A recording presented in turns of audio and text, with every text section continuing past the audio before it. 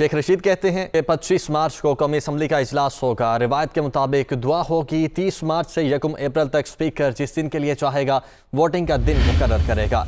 27 के जलसे में वाज़ेह हो जाएगा कि अवाम किसके साथ खड़ी है। मजीद कहते हैं कि अपोजिशन अगर पुरएतमाद है तो हम भी पुरएतमाद हैं। अभी तक वज़ीर आज़म के पास भी बहुत कार्ड्स हैं। उम्मीद है कि इत्तेहादी इमरान खान के साथ होंगे। तो शेख रशीद कहते हैं कि 25 मार्च को कौमी असम्बली का इजलास होगा। रिवायत के मुताबिक दुआ भी होगी। 30 मार्च से 1 अप्रैल तक स्पीकर जिस दिन के लिए चाहेगा वोटिंग का दिन मुकर्रर करेगा। 27 के जलसे में वाज़ेह हो जाएगा कि अवाम किसके साथ खड़ी है। अपोजिशन अगर पुरएतमाद है तो हम भी पुरएतमाद हैं।